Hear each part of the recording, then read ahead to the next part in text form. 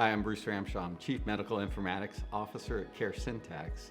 Caresyntax is a surgical intelligence platform, and we're offering a clinical data as a service to healthcare industry partners. We partner together and go into clinical environments to apply our value-based CQI method, clinical quality improvement method, so we can get real-world data and ideally measure value-based outcomes and help our clients assess the value of their products in real-world patient settings. So we have a variety of clients. Some of our clients are the biggest top 5 medical device companies in the world, and some clients are, near startup, just getting on the market, trying to assess and demonstrate the value of their products in real-world patient settings and everything in between. So if a company has a desire to assess the value of their product in real-world patient settings, we can do that, and we do that with better data because we curate the data with the clinical team and the industry client. It's faster access to data because our method is quality improvement, so it doesn't require IRB submission or clinical trials. And so we can price our service at a fraction of traditional clinical trial pricing.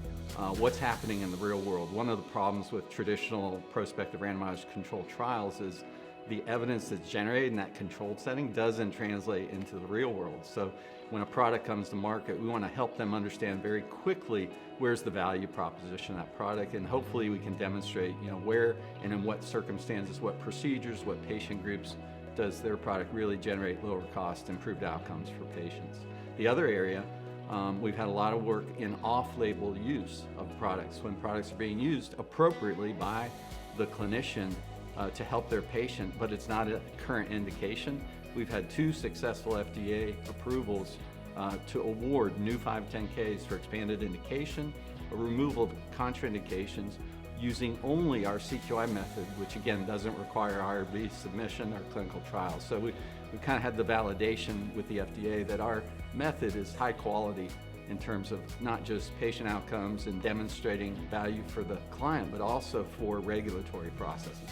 I think what we're doing is helping to really apply systems and data science principles to healthcare.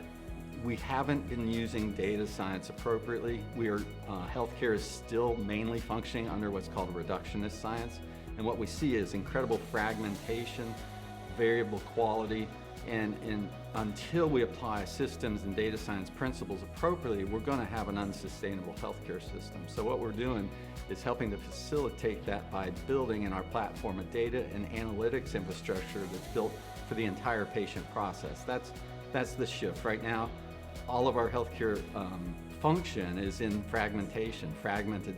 There's the clinic EMR, there's the hospital EMR, the OR functions separately from the ED, and nobody has really built the data around the patient process, and that's what we do. In the next couple of years, we are going to have a data and analytics platform that can be automated. Acquisition of data, cleaning of data, analysis of data, visualization of data. We're teaching data science to healthcare and clinicians, and with that automated platform, we'll be able to make this a part of every patient care process for each clinician.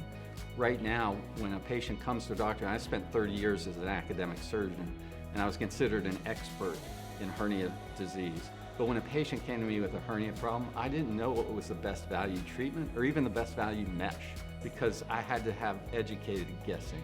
With the appropriate data and analytics infrastructure into healthcare, we can generate predictive algorithms or the predictive probabilities of which patient is going to have best value treatment of the options that are available. And it'll give us probabilities of which treatment is most likely to be most valuable, and which treatment is going to be potentially most harmful. Patients, people, human beings, complex systems, they all fit into clusters, and if we use the data and the analytics appropriately, we'll be able to have that level of predictive ability in healthcare. Our mission is pretty simple, and that we're functioning under a scientific paradigm called reductionism that's not valid in the real world. What we need to see happen is this scientific paradigm shift to systems and data science so that we can have a sustainable healthcare system globally. And the neat thing about the science is it requires us to work together collaboratively across the globe, because ultimately when we generate algorithms in each local environment, we'll have a ceiling on our ability to improve unless we share knowledge and we collaborate and we share algorithms with each local clinical site around the globe. When we do that, and we reflect patients from Africa and patients from Asia. When we network those algorithms, we have the highest predictive ability, and we can achieve the ongoing success of lowering costs, improving outcomes, and seeing a sustainable healthcare system globally.